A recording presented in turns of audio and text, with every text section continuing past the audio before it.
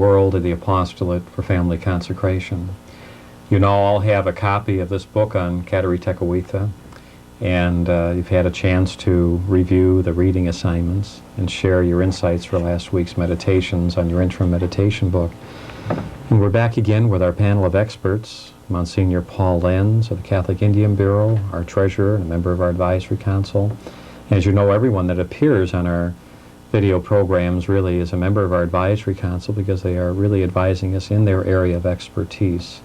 And Father Tom Egan is certainly sharing his knowledge of this very, very important, blessed, this very important personality in the life of the Catholic faith in this part of the world. And Father Bouchard in his very unique way of expressing his knowledge and tremendous background. Monsignor, maybe you could start off this discussion. I think you had a couple of questions you wanted to ask. Yes, Jerry. The name Kateri Tekakwitha is always fascinating. So many people have different pronunciations. Kateri or Kateri, or I think Father Tom may have another way to pronounce it, really comes from Catherine. But Tekakwitha is fascinating, and I'd like to ask Father Tom to explain to us more about the meaning of the name Tekakwitha. Well, the word Tekakwitha, and that is the way our Mohawks pronounce it. It's a little difficult for us, Tekakwitha, but if we can approach it at least by saying Tekakwitha. The second K goes with the W. Now, as to its meaning, the Indian children would be given a name sometimes at birth or shortly afterwards, sometimes a little later on when physical characteristics began to show up. And of course, Blessed Gatali, as we're going to hear, was affected by smallpox at a very early age, and this impaired her sight. And so on a bright day, she had to shield her eyes, and very often she had to be sure not to stumble, so she used to hold her hands out in front of her. And so the Indians noticed this, in fact the family who adopted her, and they said, she pushes with her hands. And this is the root meaning of Tekakwitha. But in time, people saw another meaning to it. It had another closely allied meaning, which could be she puts things in order. And particularly in the way she developed her Catholic faith after her baptism, you certainly would say that was very applicable. By the way, there's a little Indian girl in my parish. She's about the 4th grade now. And one of her names is, it's not her first name, but her second name is Tekakwitha. And the family, I was over to see them at Christmas time, the family call her nickname is Gwita. Gwita. And it's a short form of Tekakwitha. Listen, Father, I was speaking to a bishop of Western Canada, and there was a little Indian boy in his diocese. And when confirmation came, he wanted a new name. And what name did he want? Tekakwitha. See the influence it has? And the bishop gave it to him. That's beautiful. You know, as we read this book, we're really getting a tremendous history of the Indian nations, and we all have a great curiosity of our roots in America. And here, this is an opportunity for all of us to start to understand the roots of the Native Americans. Now, the Hurons and the Mohawks you mentioned were involved in conversion. Maybe you can expand on that, Father. Quite a few Hurons had been made captives or went down to live among the Mohawks. And a great quantity of these Indians were already good Catholics. Though for a long time there were no missionaries among them, they kept the faith and they practiced it as well as they could in very difficult circumstances. Pardon me. But the Mohawks noticed this. At first they didn't do too much about it. They just shrugged their shoulders and let the Hurons do as they wanted. But little by little, as Father Egan said so well a little while ago as we were talking, it softened the resistance of the Mohawks to the Christian faith. So that example really Their example was very exactly. powerful. It was very powerful. Mm-hmm. That is so. And in the Mohawk Valley, and later on up at Kanawake on the St. Lawrence River, there were quite a few Christian Hurons. Mm-hmm. And they also exercised a very good influence on Cattery's life. As a matter of fact, I'm getting ahead in the story. It's a Huron was one of the men who came down to help her escape from her village to go and live in the praying village of the Mohawks on the St. Lawrence. That's Father, were the Hurons, they were of the same racial stock as the Mohawks and the other Iroquois, weren't That is right. They belong to the Iroquoian group.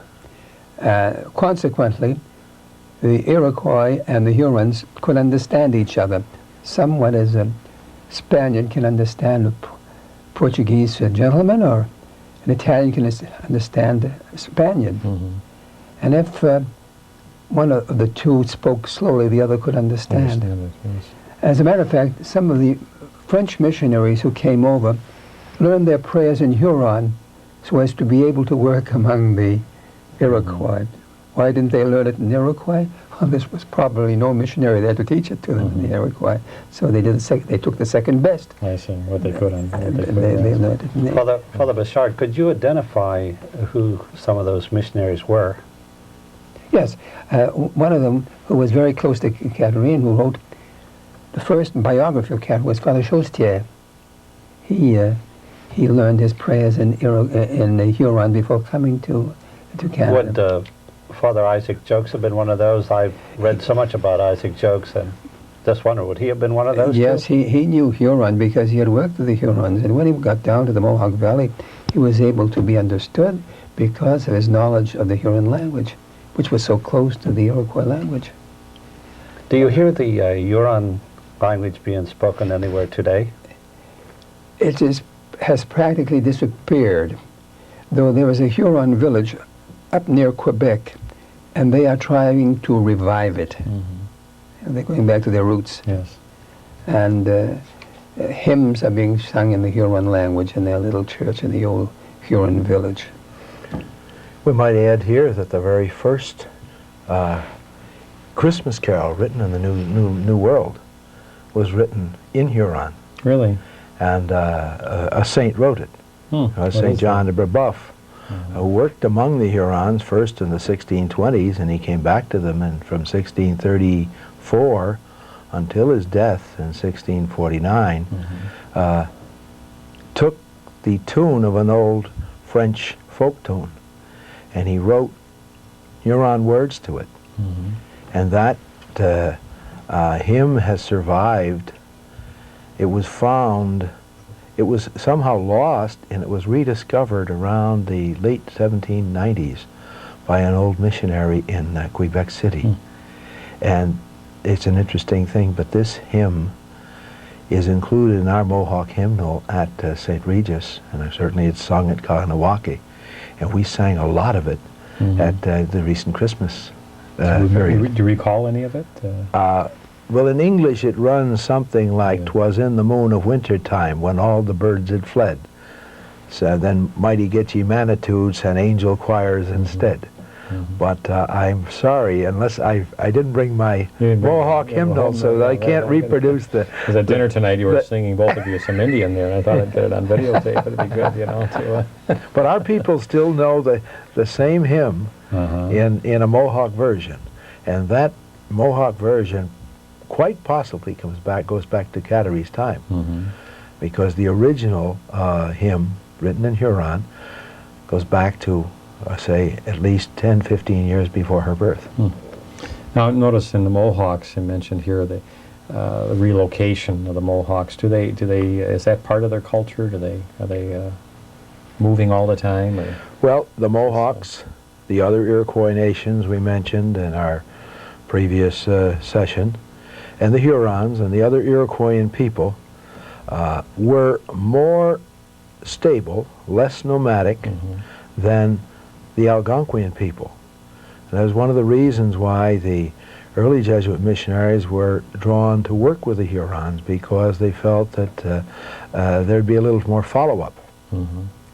However, it seems that they never stayed in a village much longer than 20 years. Okay. Why? Well, sometimes the surrounding area would simply be farmed out. Mm-hmm. And they didn't know enough about scientific farming. They would simply feel, well, there's nothing more we can get out of this soil, and they would look for another fertile area Mm-hmm. a few miles away. At other times, they might be infected by a plague.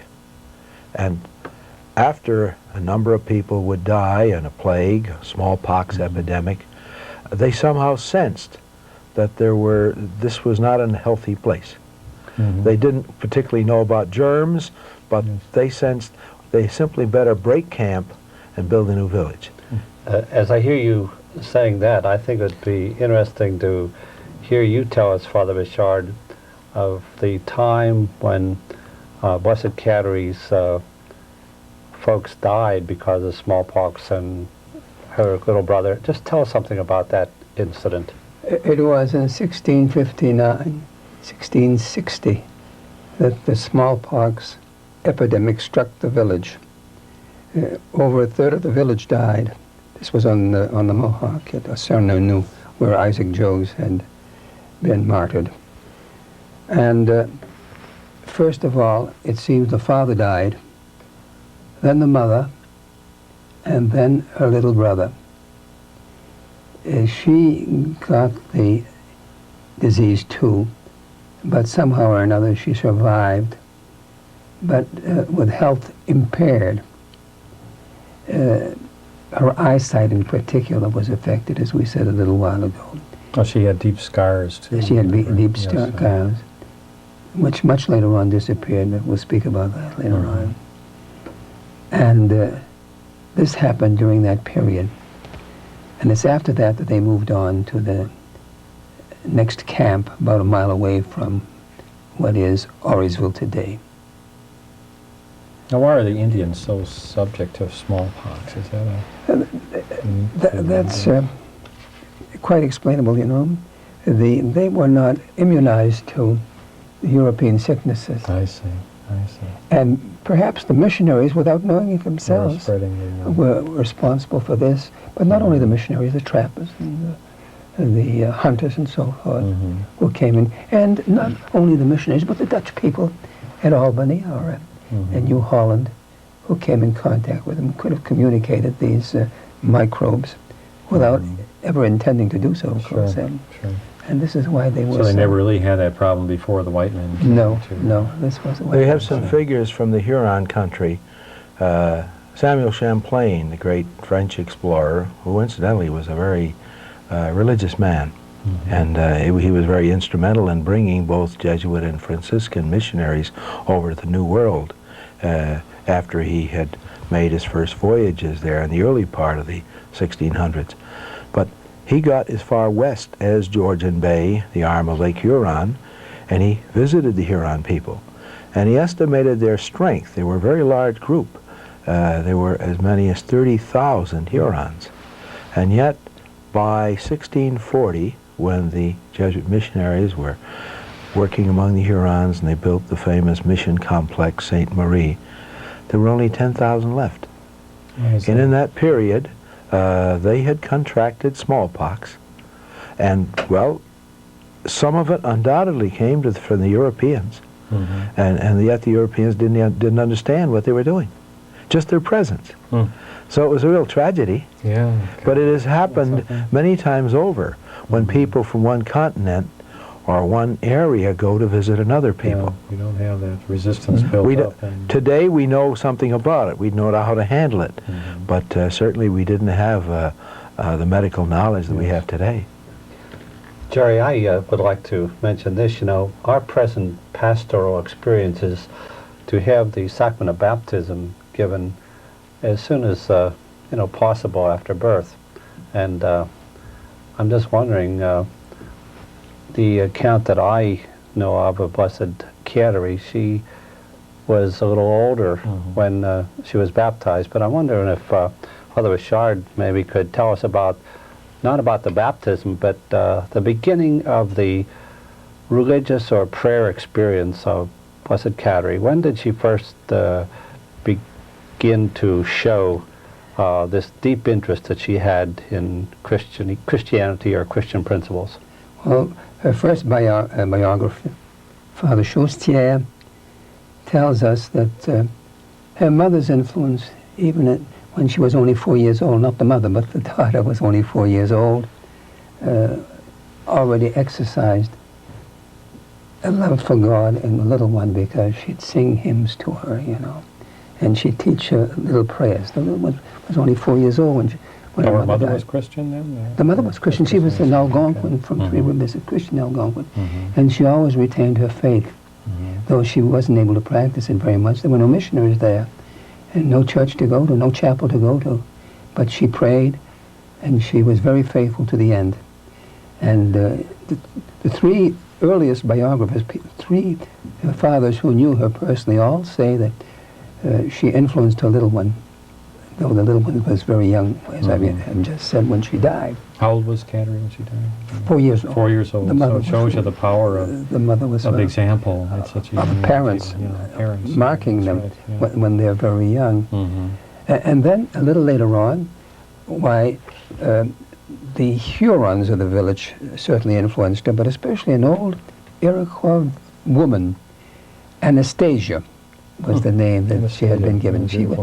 She was a friend of her mother's, and she was always interested in the little one. Some of our people still get that name, and they pronounce it in Mohawk, Ganastaji. Ganastaji. Ganastaji, I say. Well, Anastasia certainly did a lot to teach her, to help her practice the faith very discreetly, though, even though she wasn't baptized yet. I see, yeah. Well, from the age maybe of 4 to 10, how would you describe her prayer experience or her religious experience, just maybe for those years? I think it must have been a very simple experience. She felt, according to the Iroquois religion, that there was a great Manitou, a great spirit. And then Anastasia came along, and she realized who the Great Spirit was. As a child of 10 would understand it, see? And that is how she turned to him more and more. And the missionaries who knew her personally wrote that the best teacher that she had was not the fathers, it was the Holy Spirit. They note that very clearly. So that it's the Holy Spirit was her spiritual director who taught her. Right. See? There have been writers who have suggested that Cattery was, in a sense, naturally Christian before she took formal instructions. And of course, she came from a people who were reflective and who had very definite, clear notions about the Creator. In fact, some of the early missionaries who worked among both the Algonquian and the Iroquois people wrote back to France enthusiastically that these people have a clear notion of the Creator, a notion of the afterlife, of a spirit world, both good spirits and bad spirits, and on this we can build. They're prepared for the gospel. Now, there were distortions, there were things that had developed over the years that they would have to give up if they were going to become Christian, but there was a foundation on which they felt they could build. Father Weiser, the author of this book, told me once that this was one of the purest mythologies in history, compared to the Roman or Greek mythology. They're far superior, Their creation story. Not only the creation story, but in general. Amazing. I think I see that spirit that Father Egan was talking about today, because, you know, as I go to the Indian reservations and assist at Mass, I'm always amazed at the meaning of time. For example, if we sometimes offer Mass in a busy parish on a Sunday, Mass starts at 8, and in a way, although it's not really said to us, but we get the idea, get the people out of the parking lot for the 9 o'clock Mass. But today on the Indian reservations, Mass sometimes takes an hour and a half, 2 hours, 2 hours and a half, and there just seems to be a spirit that is deep embedded that I would say comes down from the time that you're talking about. There's something just in the Indian people that makes them want to pray, makes them want to give time to the Lord and want to be expressive of the wonderful spiritual things that they can be dealing with. I know when they were here, Monsignor, when you sponsored the group to come in from Arizona, and they got together and they sang here in the studio for us, and it was really beautiful. And it's right, they weren't watching their clocks, their watches or anything, and they were singing praise to the Lord and praise Him, praise. It's just beautiful. And you can see how faith works through such simplicity, but that's real wisdom. Because we cloud it so much with superficial things that we lose our wisdom today in all the facts and figures that we have in our culture. That's something very beautiful. A couple of years ago, the Tekakwitha conference in Collegeville, Minneapolis, at the Benedictine University there. They have immense grounds, and in the grounds there's a lake. And on the side of the lake, there's a magnificent statue of Blessed Catherine, really, looking out over the water. And the last day, Friday evening, we were leaving the next day, I think, and I hadn't seen the statue yet, and I wanted to see it before I left.